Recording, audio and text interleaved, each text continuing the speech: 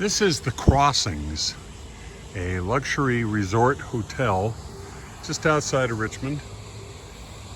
Rode the Harley up here, of course. Very nice place. But what attracted me to this spot is that absolutely colossal weather vane. That has got to be the biggest weather vane I've ever seen. You used to be able, wow, look, it's moving. Oh, that is so cool. You used to be able to see it from I-95 and 295, and for a decade ago, I used to wonder what on earth is that attached to. I always thought it was an insurance company headquarters or something, but no, it's this luxury hotel. That is a magnificent weather vane. And yes, it's actually functional. The wind coming out of the east, how about that? So now I know. I can't stop looking at it moving around up there. I do love weather vanes, so. The Crossings. As you can see, that weather vane is a sort of a logo for this hotel, and why wouldn't it be? Not far from the Crossings is Telegraph Road, and I saw a Civil War trail sign, and as I usually like to follow those, I went down it. And what I came across is a place I've never been to. Yellow Tavern. Jeb Stuart's last battle. Late in the day, while Richmond local defense forces gathered to guard the Confederate capital, Sheridan attacked Stuart's position on this high ground. The troopers collided here, and the Confederate lines shattered. Stuart fell fatally wounded while rallying his men. This stone is erected by some of his comrades to commemorate his virtues. Stuart. Upon this field, Jeb Stuart, commanding Confederate cavalry, received his mortal wound. So on this field, this is where Jeb Stuart died. Somewhere here. He was fearless and faithful, pure and powerful, tender and true. He saved Richmond, but he gave his life. May 12th, 1864. No trespassing, so I won't. Oh look, a Confederate flag. But we're on the battlefield of Yellow Tavern. Never been here before. This monument, erected in memory of Major General James Ewell Brown Stuart, CSA, by his cavalrymen about 30 feet from the spot where he fell mortally wounded on May 11th, 1864.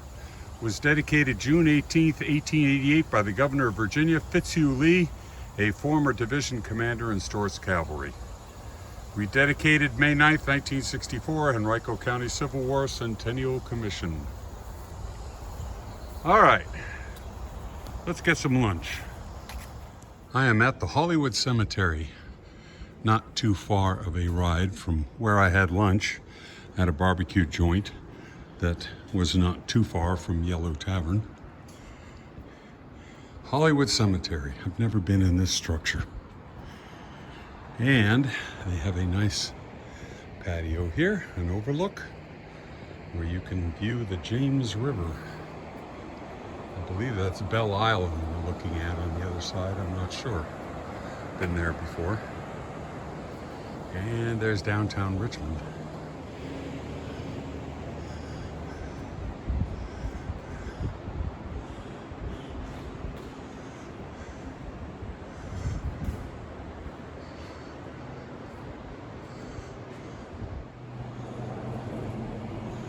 Always like me some colors.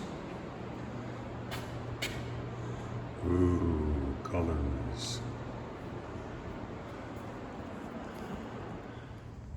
Some of the trees here at Hollywood Cemetery are absolutely monumental. Look at that giant magnolia tree.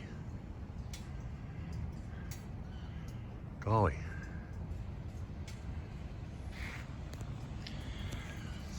Well, there's the Wise family of Virginia. And this is the President's Circle.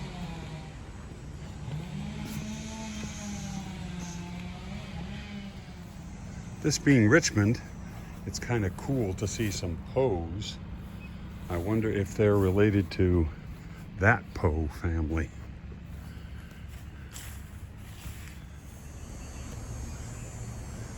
John Tyler, President of the United States, and some other Tylers. He gets an obelisk. Matthew Fontaine Maury, the Pathfinder of the Seas. I've always liked this structure. Very Gothic.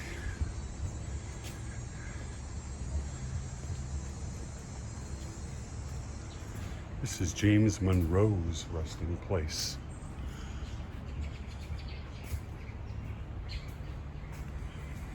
Pretty cool.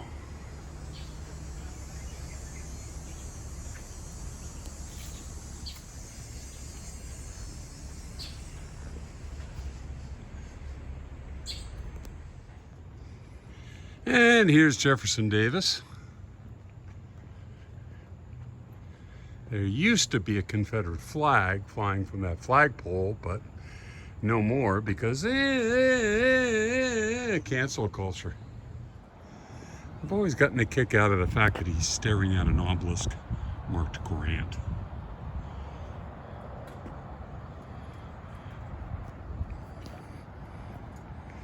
Gosh, that's a handsome bike. And not far from Jeff Davis is Fitzhugh Lee, Robert E. Lee's son, with the Lee coat of arms, the motto of which is "Not unmindful of the future." Couldn't help but be attracted to this. His legacy is his life's work as a clinical psychologist, with a whole lot of information here.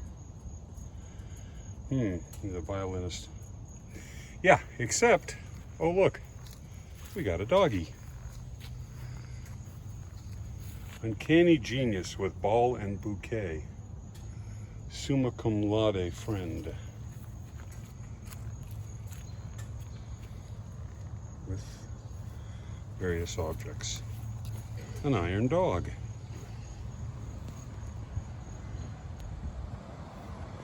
This rather amazing structure is the Confederate Pyramid. All sorts of Confederates buried here around it.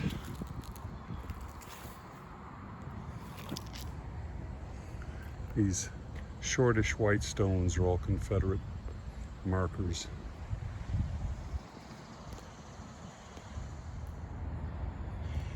A memorial to the Confederate women of Virginia, the legislature of Virginia of 1914 has, at the solicitation of Ladies Hollywood Memorial Association and United Daughters of the Confederacy of Virginia, placed in perpetual care this section where lie buried 18,000 Confederate soldiers.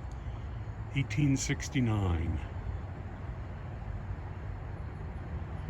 Quite a structure.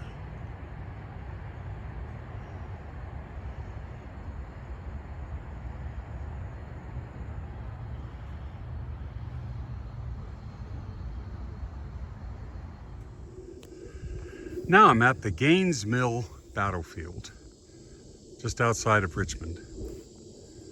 In order to get here, you have to go down the old Cold Harbor, turn there at that intersection. And there's also a new Cold Harbor intersection. It's mildly confusing. But here's where I am, right there. Gaines Mill, the largest battle of the Peninsula Campaign. June 27th, 1862. 7 days battles, Gaines Mill. There's the Watt House. So, I was in Richmond. Hollywood Cemetery. I believe I went up the Mechanicsville Turnpike. I did cross the Chickahominy, I remember that. And I believe I did turn here.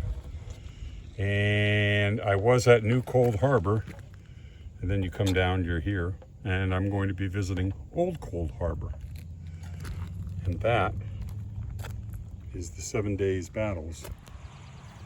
And this is Old Cold Harbor, not far from Gaines Mill. The killing fields. You are here on the Confederate line. There are the Federals. There's the firing. Not a lot of space between them. June 3rd, 1864.